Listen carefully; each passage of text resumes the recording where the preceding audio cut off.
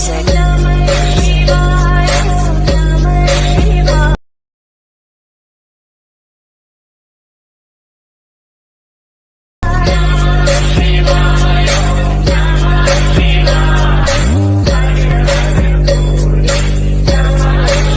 Hello বন্ধুরা, স্বাগত জানাচ্ছি আবারও একটু নতুন ভিডিওতে। তো সামনেই শিবরাত্রি আসতে চলেছে, তো আজকে শিবরাত্রির স্পেশাল স্ট্যাটাস ভিডিও নিয়ে চলে এসেছি। তো প্রিভিউতে তোমরা দেখে নিয়েছো, এই ধরনের স্ট্যাটাস যদি তোমরা বানাতে চাও তো এই ভিডিওটাকে প্রথম থেকে শেষ অবধি দেখতে থাকো।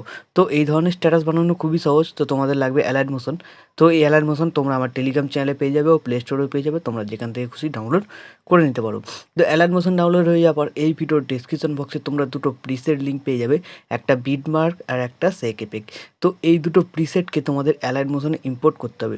তো তোমরা কী করবে, প্রিসেট লিঙ্কে ক্লিক করবে, তোমাদের রিডাইরেক্ট করবে দেখবে অ্যালাইট মোশনে। অ্যালাইট মোশনে আসার পর প্রিসেটটা ভেরিফাই হয়ে ডাউনলোড হয়ে গেলেই ইম্পোর্ট হয়ে যাবে। তো ইম্পোর্ট হয়ে যাওয়ার পর সবার প্রথমে বিটমার্ক প্রজেক্টটাকে ওপেন করে নেবে। ওপেন করে নেওয়ার পর তোমরা এরকম ইন্টারফেস দেখতে পাবে, দেখবে কিছু বিটমার্ক লাগানো আছে আর এখানে লেখা আছে এফেক্ট 2, দুটো ছবিতে লাগবে আর এইখানে একটা বড় ছবিতে লাগবে এফেক্ট 1, ঠিক আছে।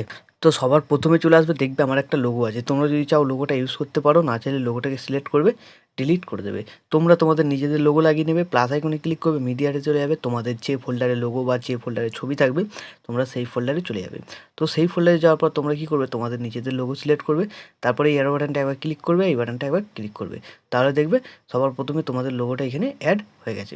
তো লোগোটা অ্যাড হয়ে যাওয়ার পর তারপর তোমরা কী করবে, এই যে বিট মার্ক দেখতে পাচ্ছ, এই বিট মার্ক থেকে তোমাদের পরপর ছবিগুলোকে অ্যাড করতে হবে। তো ছবি অ্যাড করার জন্য সেম প্রসেস, প্লাস আইকনে ক্লিক করবে, মিডিয়াতে চলে যাবে, তোমাদের যে ফোল্ডারে ছবি থাকবে তোমরা সেই ফোল্ডারে চলে যাবে। সেই ফোল্ডার থেকে তোমরা কী করবে, ছবি সিলেক্ট করবে, থ্রি ডটে ক্লিক করবে, ফিল কম্পোজিশন এরিয়া করবে, তারপরে এয়ার বাটনটা ক্লিক করবে, এই বাটনটায় ক্লিক করবে, তাহলে তোমাদের ছবি অ্যাড হয়ে যাবে।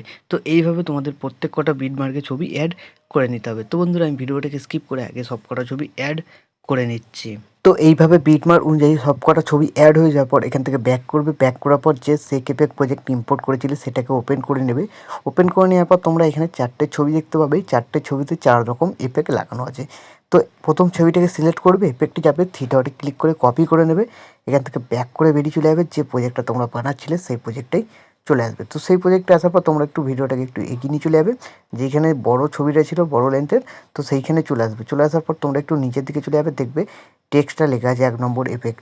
তো এর উপরে যে বড় ছবিটা হবে, ছবিটাকে সিলেক্ট করবে, এফেক্টে যাবে, থ্রি ডটে ক্লিক করে পেস্ট এফেক্ট করে দেবে। তারপর কী করবে, তোমরা এখান থেকে ব্যাক করবে, বর্ডার অ্যান্ড শ্যাডোতে যাবে।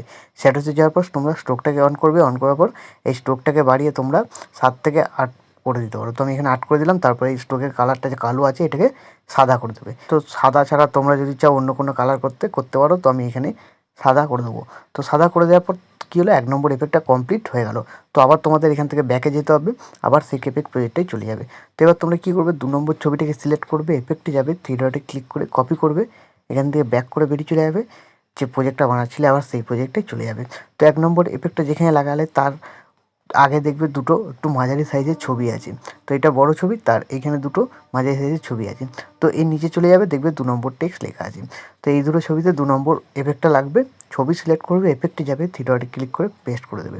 তো এইভাবে এটা তুমি সিলেক্ট করবে, এফেক্টে যাবে, থ্রি ডটে ক্লিক করে পেস্ট করে দেবে। তাহলে কী হলো, 2 নম্বর এফেক্ট আমাদের কমপ্লিট হয়ে গেল। তো এরপর তোমাদের কী করতে হবে, 3 নম্বর এফেক্টটাকে কপি করতে হবে। তার জন্য এখান থেকে ব্যাক করবে, আবার সেক এফেক্ট প্রজেক্টে আবার চলে আসবে। তো এবার 3 নম্বর যে ছবিটা আছে সিলেক্ট করবে, এফেক্টে যাবে, থ্রি ডটে ক্লিক করে কপি করে নেবে, এখান থেকে ব্যাক করবে, যে প্রজেক্টটা বানাচ্ছিলে আবার সেই প্রজেক্টটাই চলে আসবে। তো এবার তোমরা কী করবে, সামনের যে লোগোটা ছিল লোগোটা ছেড়ে দেবে।